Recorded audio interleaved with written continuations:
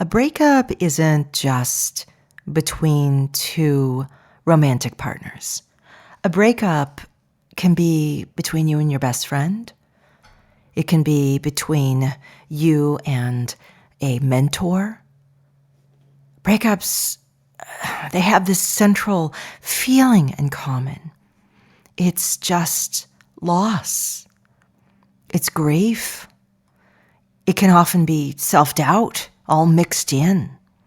And it can be this wondering, will I ever get over this? And will I ever find a replacement, a new best friend, a new partner, a new teacher, a new coach, a new mentor? We look at breakups today here on Flow Dreaming, so join me as we explore what they are, what they mean, and how we can emotionally and energetically move through them using the power of our own emotions, our mindset, our flow, and our energy. Whether or not you've recently experienced a breakup is kind of a moot point, because at some point in your life you have. And those feelings may still be lingering. They may be just hiding out in a little spot in your soul. So we're going to take care of those, clean them up, shine them up, put the lemony yellow sunshine back into our lives. So join me as we explore episode number 673, How to Get Through a Breakup. Flow Dreaming. It's a show where we talk about the power of your mind to change your world around you, to literally affect the fabric of your reality. We talk about this feeling of hope and joy and relief. And that is what being aware of your flow does. It gives you a feeling of power again in your lives. Breathe. I'm Summer McStravick, and welcome to another episode of Flow Dreaming.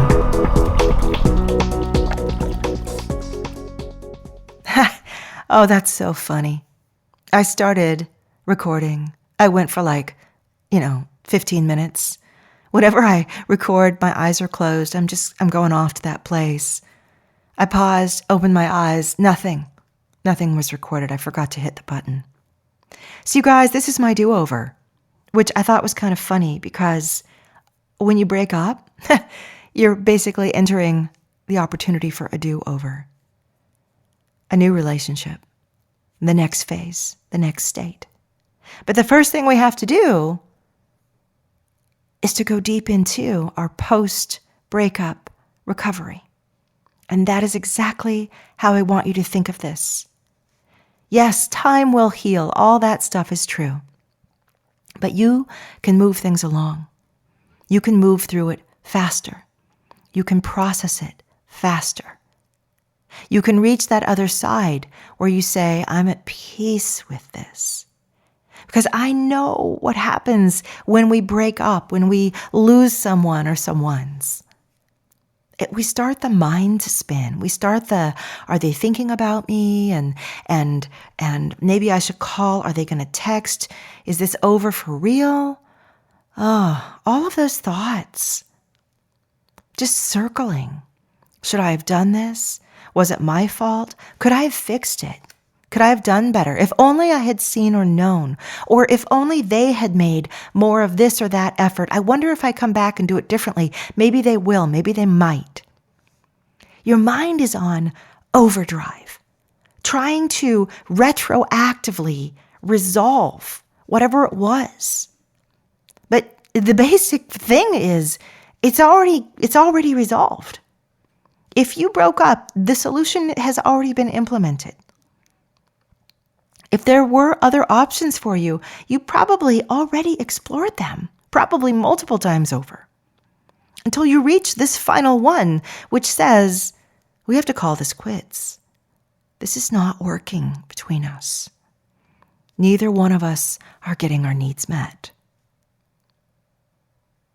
And when you reach that understanding, you can simultaneously say to your mind, hey, we called it quits because that's the final resolution that we came to.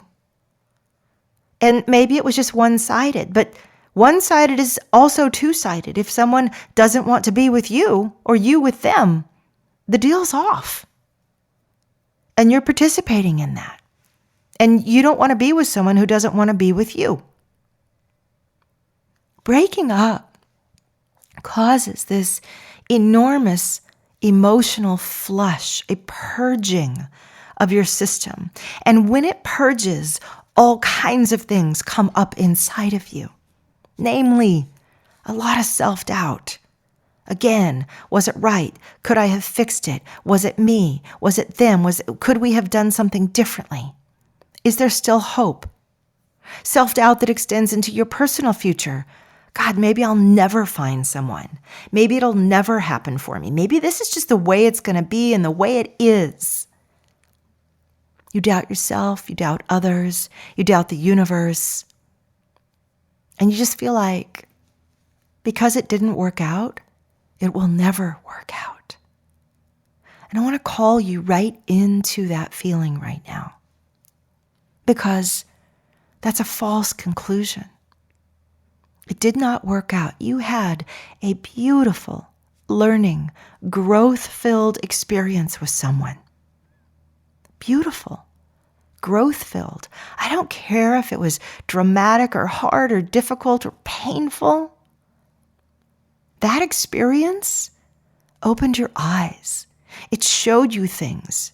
It lit up your world with constant opportunities for understanding.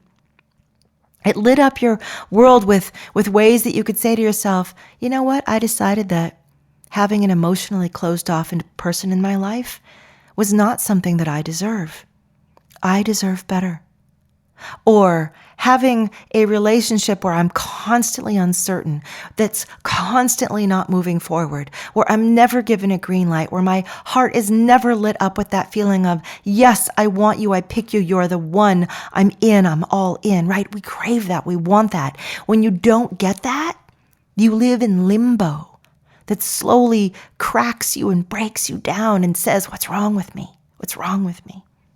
These are golden, gorgeous opportunities for you to get so clear on what you deserve and who you want. And I hope that's what's happening for you right now. I hope that's what's happened to you in the past. In hindsight, we can often see it. We say, yeah, after I got over the grief, after I got over that rubber band feeling of wanting to go back, I started to see, yeah, I had settled. Or, yeah, we weren't healthy together. Or, yeah, our relationship really wasn't going anyplace. It wasn't leading me to the things that I truly crave, whether it's a marriage or a family or someone who's so close to you, you can rely on them through thick and thin, ultimate trust and loyalty, the things you want. But see, we get snagged on the person we've been with. And I say snagged because we start to believe they're the only one who can give it. They're the closest we've gotten to yet. And they have all these beautiful, wonderful qualities, like the almost fit is so there. Maybe I can just overlook the other parts. But eventually you realize, do I keep wanting to overlook those other parts? Because maybe those other parts are quite fundamental to you, and you feel guilty, saying, you know what, I feel like I'm asking for it all, and I shouldn't. But I feel bad that they're so fundamental to me that these have become deal breakers. But you know what? When you're suffering, when you're constantly changing your course, trying to fix and make it happen and make it work, that's different than when you're in a truly working relationship. In a truly working relationship, you and the other person, you're coming together, open, vulnerable. You're able to say to each other, hey, I think this is what's going on. What do you think? Hey, I feel like you are not getting this. What can I do for you? right? There's a give and a take and a willingness, even a willingness to go there, to go out on a branch and say the thing that could really rock the boat, because you know that to get to the next step, the boat has to be rocked. Otherwise, you're going to become a shadow of yourself. You'll become a self that isn't who you really are. It's the self that you've molded to fit the particular relationship, but it's not you. Now, this is just one example of a way that your relationship degrades and reaches its ultimatum eventually. But I'm not lingering on that. I'm going right to the point where it's already done. And your heart is heavy and sad, and your mind is circling. What do you do? What do you do? What is that post-breakup regimen? Right? And I'm not talking, sitcom style, go out to a bar, get drunk, flirt with someone. No, I don't think so. I mean, you can, but how about this? How about you practice some really deep self-love work? Like really deep. I love myself. I trust that I've made the right decision. I honor and listen to my instincts and my gut. I believe deeply that a right person or people are there, and I've just freed myself to find the right fit. And I'm not concerned about the time it will take to get there, wondering if it'll ever happen. I'm going to offer instead to my future, to my faith, to my flow, these feelings. Yes, it's going to happen. Why? Because I'm wide open for it happening. I want this to happen. And I'll encounter others just like me. I'll align to them. I don't believe everything is cut off and shut off from here forward in my life. So I lovingly process the grief. I lovingly cry. I lovingly go through those memories. I lovingly pack up that box of memories and put it in the closet and say, I will come back to you when I'm ready. In the meantime, I'm just going to let my honor of this last relationship linger in me. I'm going to hug myself and say, you did it. You went through it. It's not your fault. You tried. If something isn't a fit, it is not a fit. No matter how you cram your little stepsister shoe into Cinderella's, stepsister foot into Cinderella's slipper. That's what I meant. That was a tongue twister. But no matter how you try and do that, you will eventually say, I'm going to find my own gosh darn slipper. And you do.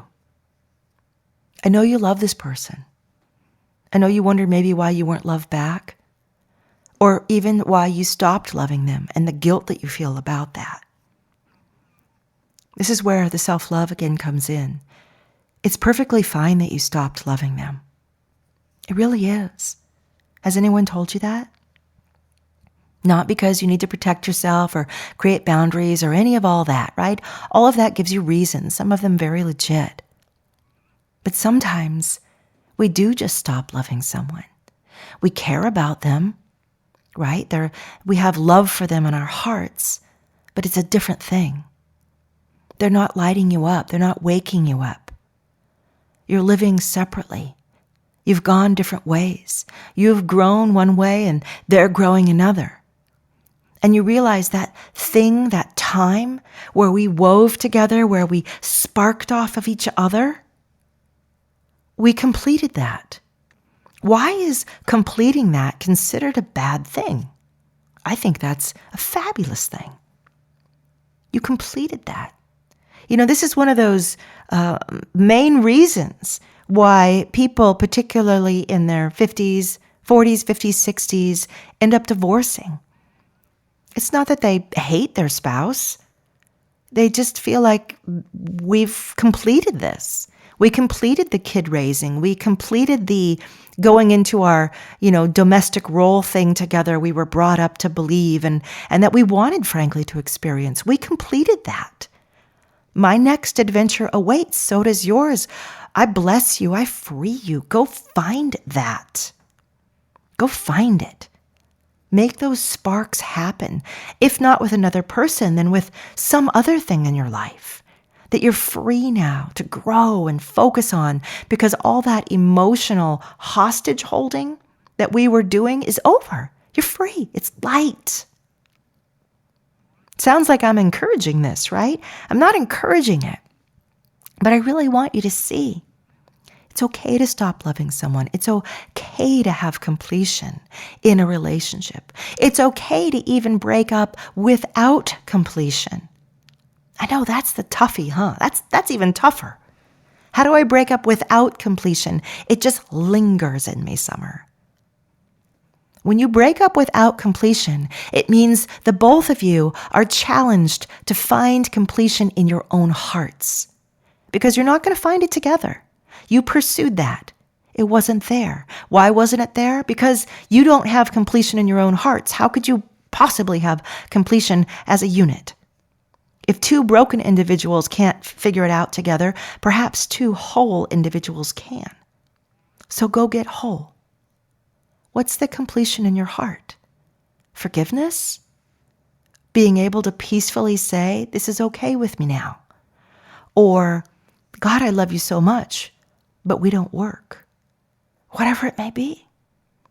I'm asking you to seek that in your relationship recovery program. And I want you to think of it like that. I'm in a relationship recovery program right now. You know, there's that old saying that it takes a week for every month of a relationship that you've broken up with to heal. If it's like a big thing like a divorce, it takes a month for every year that you were together. Obviously, those are just very wild rules of thumb. It's incredibly individual.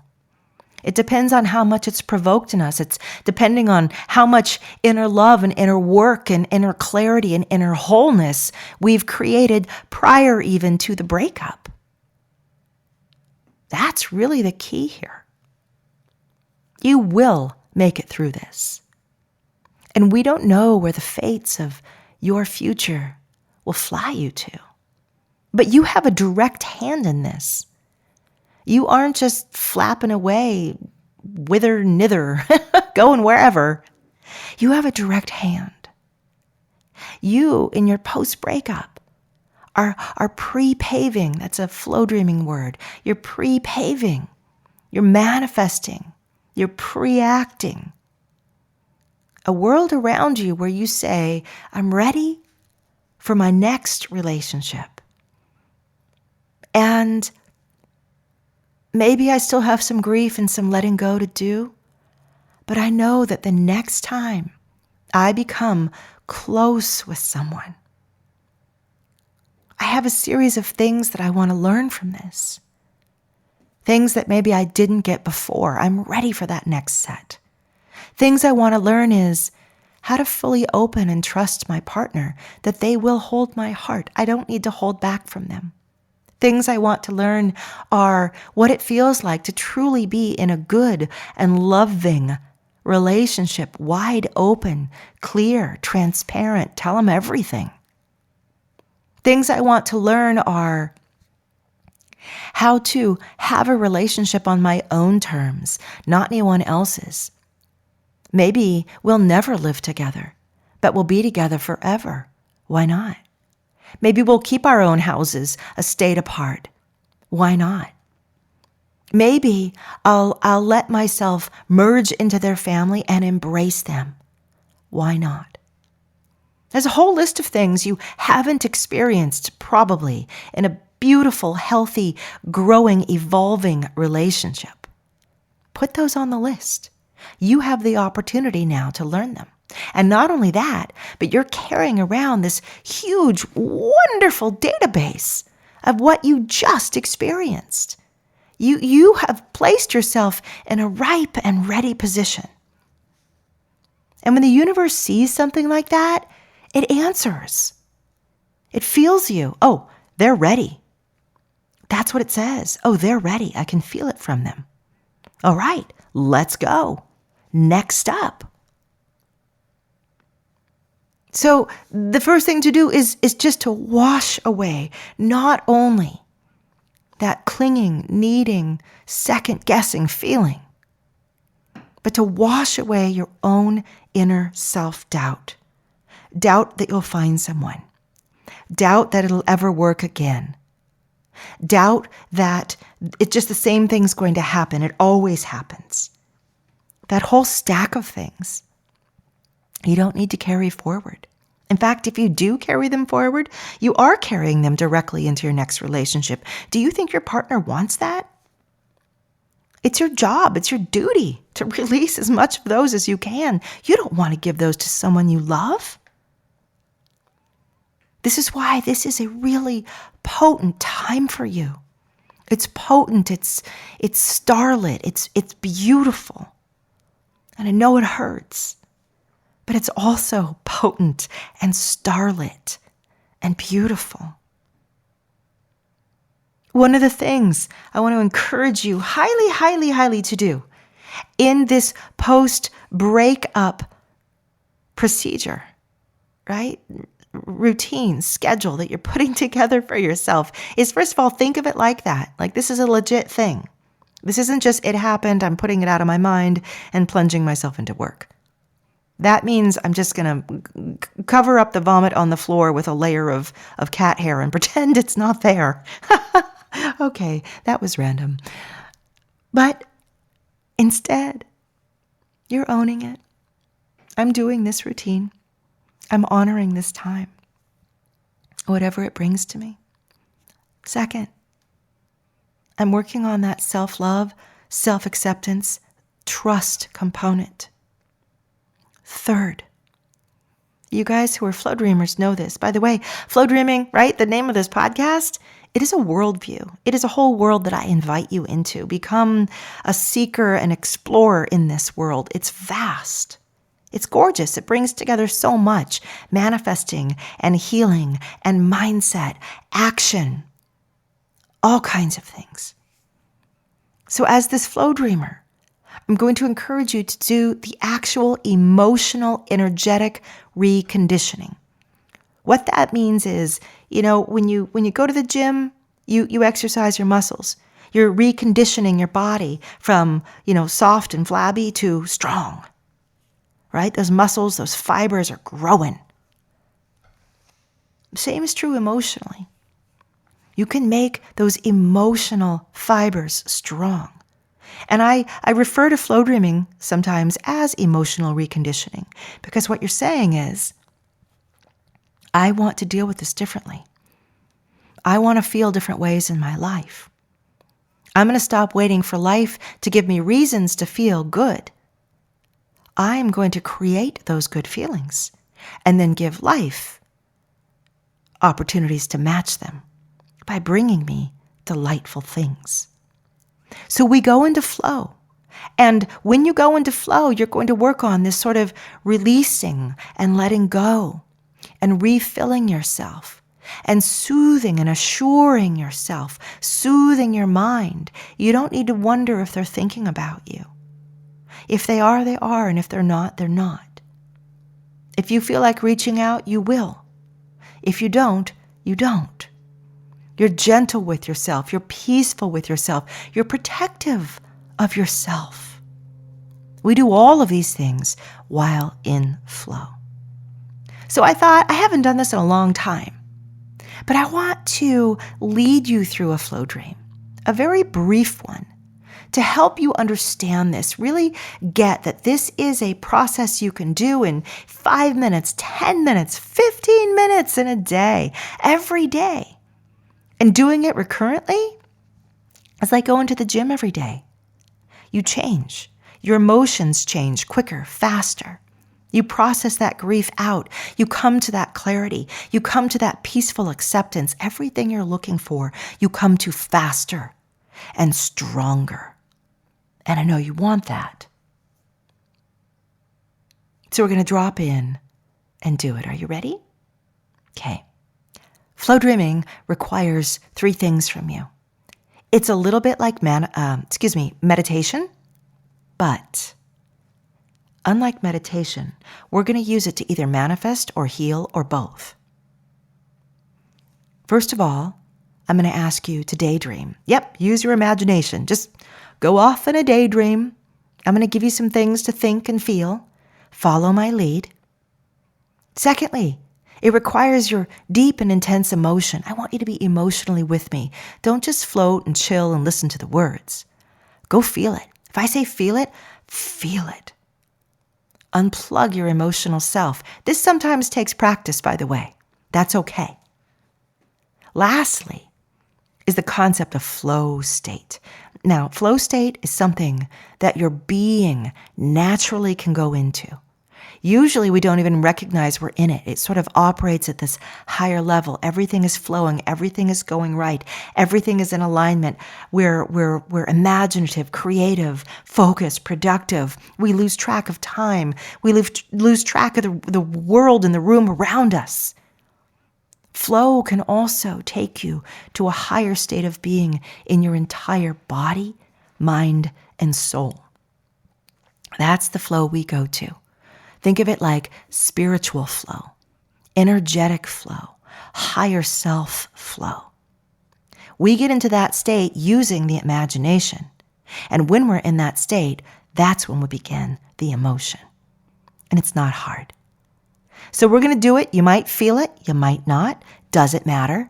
If you want to learn it and practice it more, by the way, my website has a great kit, free little kit to download. It contains audios, tutorials, PDFs, quick start guides. You can learn it, spend 20 minutes looking it over and then practice it, when you're taking a shower later or driving your car or whatever. Okay, enough of the prelude. Let's get into this. We are going to go in and help you recover from this breakup. Start by closing your eyes, taking a deep breath, gently exhaling.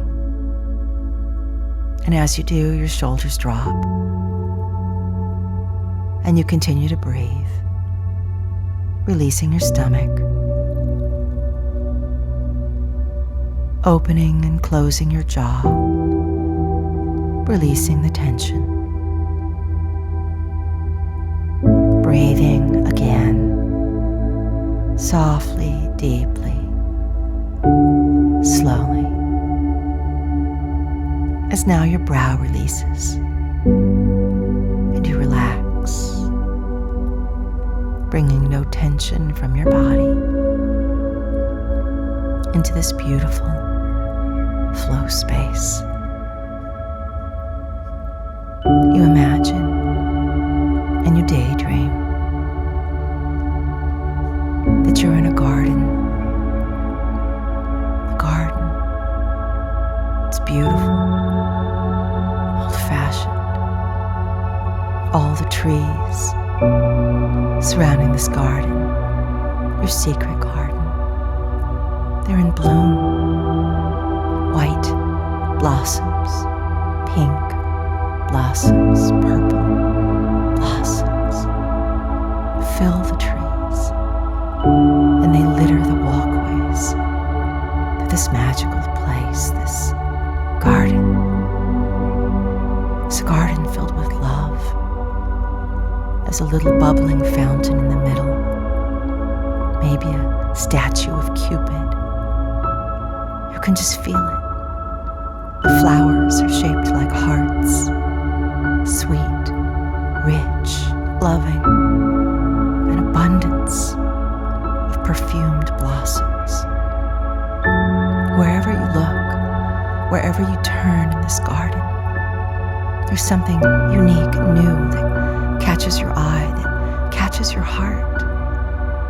And so you wander over and stare down. You kneel down. And you can feel all of these beautiful flowers or roses. They're made of light. They're made of energy. They're not physical. They're soft. They're giving.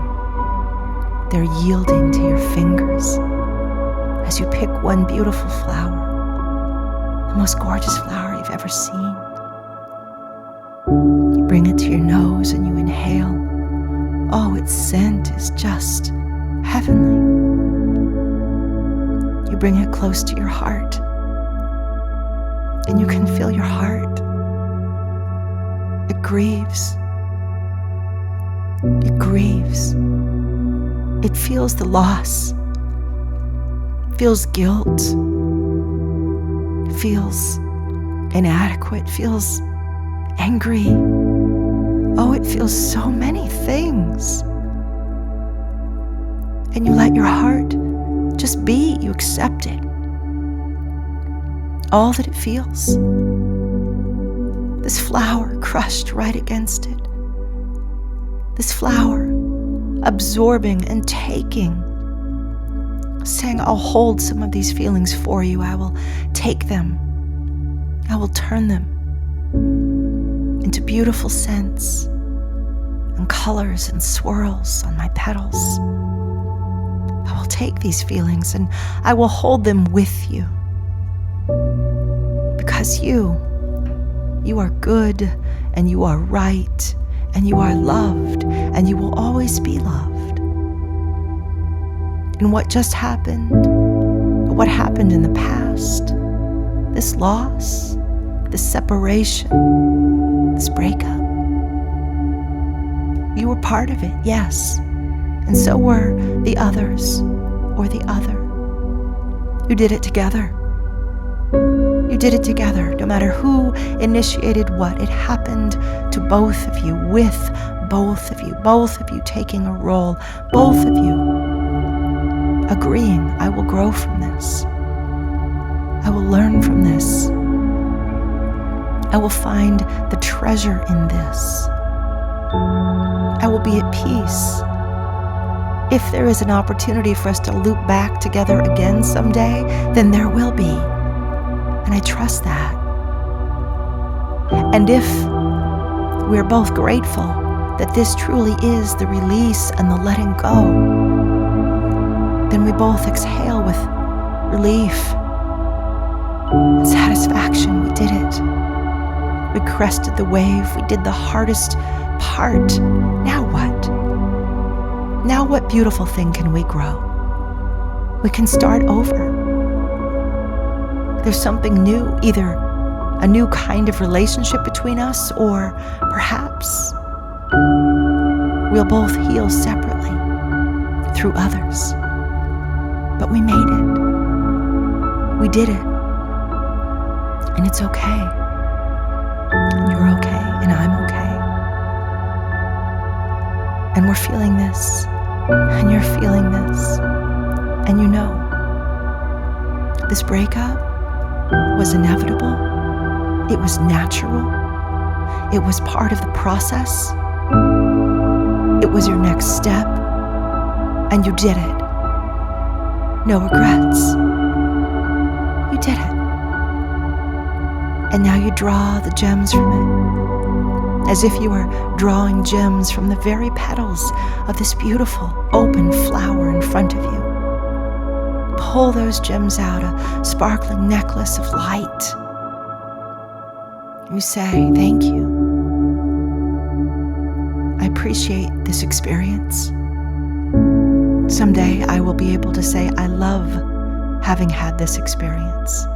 Such a blessing for my growth, for their growth. I saw so much, discovered so much, I learned so much. I became a better person.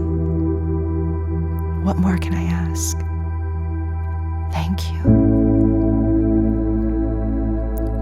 And you continue to hold the flower as you look around and see this gorgeous garden crowded with light and love. And that love holds you. The garden is a soft cocoon around you. This garden of heavenly delights. And it assures you, you will be loved again. You will love again. You will have intimacy again. You will be intimate again. The only endings are in your own mind. Release them. Feel that. Feel that. And you do. And with that, you find yourself watching as the daydream ends, coming back to present, returning from flow.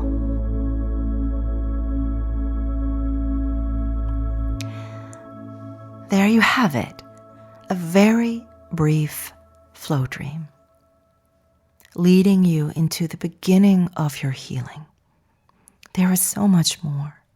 You can make it go so much faster. I want to encourage you to visit flowdreaming.com. That's my personal website.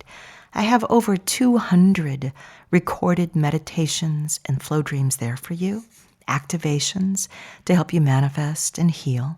One that I specifically recommend for you is the playlist called Release and Love Again.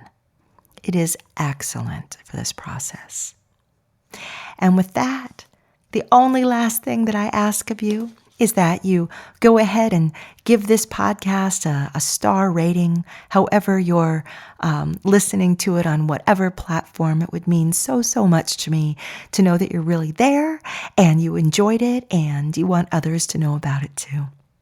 With that, lots of love to you guys. And with Valentine's Day coming up, I thought I would just take a little different twist on things. It's so much about finding love, but who talks about releasing it and healing and moving on? So that's my gift for you today. But happy Valentine's as it comes up. Lots of love to you all, and I'll see you again for another episode of Flow Dreaming. Hi, friends. If you enjoyed this episode, then I'd like you to consider what having private mentoring with me would be like. You see, I accept a small number of people each year for private coaching. The question is, what do you want to make? Who do you want to become? We can program and shape any area of yourself or your life. Imagine right now what you would be doing if you had no fear. Imagine how your life would look if there were no patterns and blocks repeatedly tripping you up. Imagine if you were fully healed in your heart, body, and mind. Imagine if you also had a map to your success and you could follow it with ease and flow. Well, I look into you and into your life, and I feel where you're going and know where the road is open and where it's blocked. I help you make the very best decisions based on what's coming up for you. I'll also show you exactly what I do day to day to succeed in my personal and business life, and we can create a copycat plan for you. So if you're game, you can fill out an application on my website for private coaching. Just go to flowdreaming.com/coaching, and then let's talk. The time to go for it is now. So let's just get this started. Just reach out to me at my website, flowdreaming.com, and I'll get right back with you.